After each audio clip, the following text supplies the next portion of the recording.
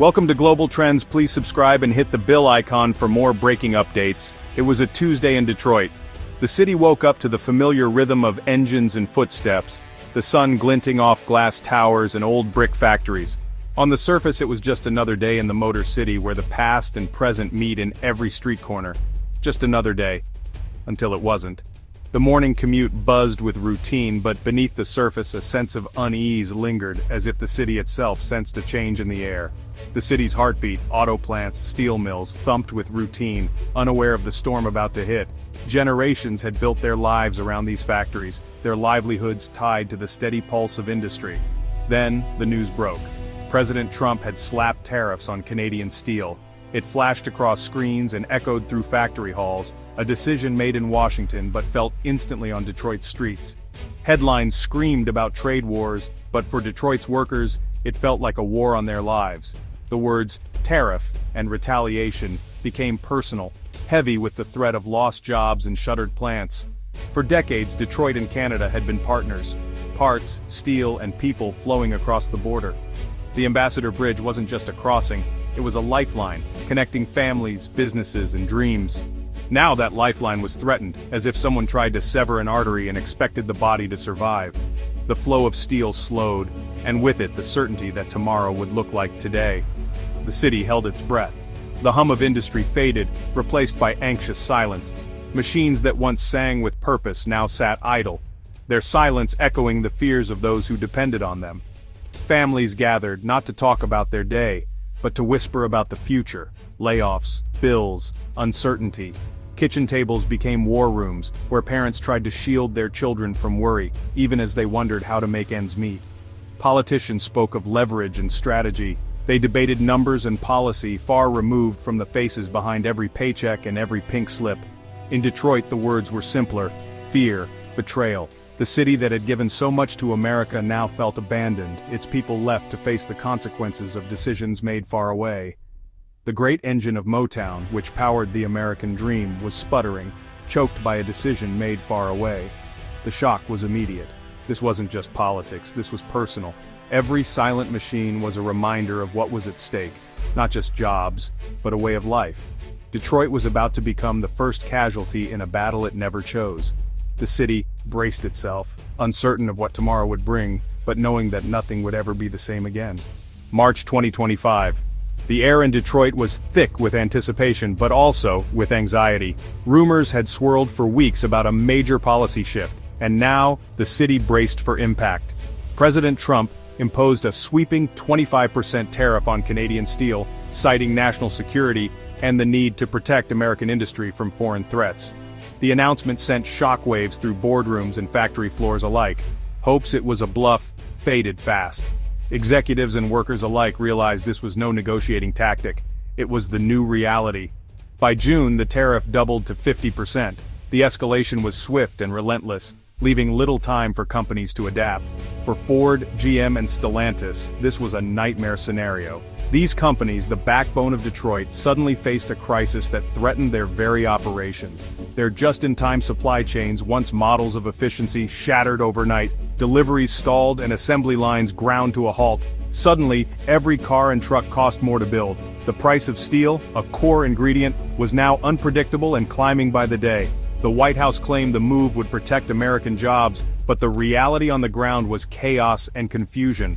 Uncertainty rippled through every level of the industry. Steel producers cheered, promising a brighter future and more jobs. For them, the tariffs meant new opportunities and a surge in demand. But on the ground, auto factories struggled to keep up. Production slowed, and workers worried about layoffs. There wasn't enough domestic steel to fill the gap, and prices soared to record highs. Shortages became the new normal. The policy meant to shield American industry was cutting deep at home, forcing some plants to close their doors and sending shockwaves through communities. The Detroit Three faced soaring costs, supply shortages, and mounting pressure from investors and workers alike. The intricate web of North American manufacturing, built over decades, was unraveling thread by thread. The sword meant for rivals was wounding Detroit most of all, leaving the city to grapple with the unintended consequences of a policy meant to protect it. Canada didn't take the hit quietly. By July, Prime Minister Mark Carney announced sweeping retaliation. Canada slashed steel import quotas and imposed its own 50% tariffs on excess steel, targeting countries without free trade deals. Steel with Chinese content was singled out, closing loopholes, the boldest move a made-in-Canada policy for all federal contracts, Canadian steel only. Canada, once dependent on U.S. trade, was turning inward. The cross-border assembly line was broken. For Detroit, it was a double blow. Canadian steel was now too expensive, and U.S. parts faced new barriers in Canada. The seamless supply chain was severed at both ends. Two close allies were now locked in economic standoff. Detroit's workers were caught in the crossfire. The fallout in Detroit was immediate. The city, once the beating heart of American industry, felt the shockwaves ripple through its streets and neighborhoods almost overnight. For decades, Detroit had weathered economic storms, but this time, the blow landed fast and hard. The day after Canada's retaliation, layoffs began. Workers who had clocked in for years suddenly found themselves without a job, their futures uncertain. The sense of security that once came with a factory job evaporated in a matter of hours. Shift cancellations, production slowdowns, and plant shutdowns swept the city. The rhythm of daily life, once set by the hum of machinery, was disrupted, leaving families anxious and communities on edge. The just-in-time system, once Detroit's pride, became its Achilles heel. With no buffer, even a brief disruption sent shockwaves through the entire supply chain. With steel and parts blocked, assembly lines stalled. Unfinished cars sat idle, waiting for components that would never arrive. Cleveland Cliffs, a tariff supporter, laid off over 1,200 workers, 600 in Michigan alone. The irony was bitter. Those who had championed the policy now faced its harshest consequences. The United Steelworkers reported hundreds more out of work within weeks. The union halls, once places of solidarity and hope, filled with uncertainty and frustration. The policy meant to save jobs was destroying them. Workers protested, but the damage was already spreading. Automakers stopped ordering steel, electronics, and fabrics. The entire ecosystem withered. Suppliers, truckers, and small businesses all felt the pinch as orders dried up.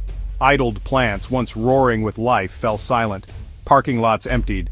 The city's pulse slowed, replaced by an uneasy quiet. The city felt haunted by its own past.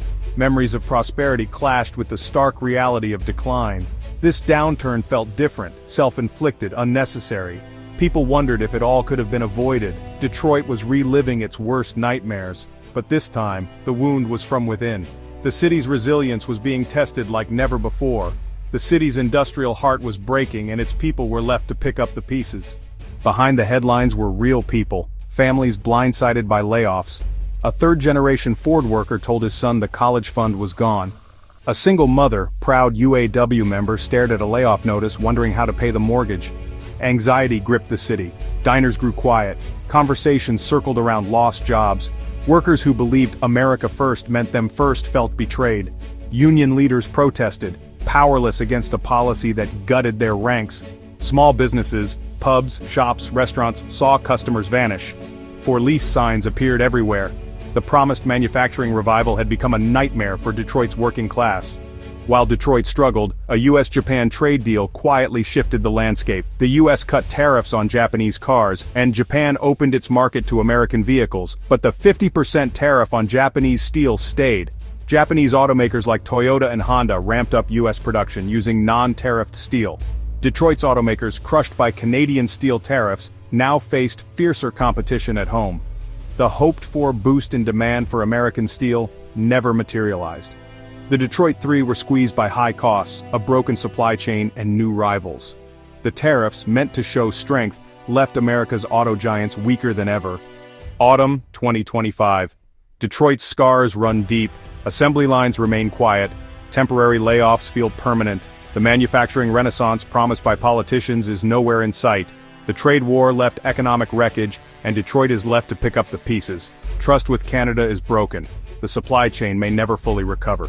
The American auto industry faces a costly, uncertain future. Steelmakers won the battle but lost their biggest customers. The hope that Japanese automakers would fill the void proved false. Detroit's resilience is tested again, but each blow leaves a mark. In a trade war, there are no winners, only casualties, and Detroit's people are paying the price.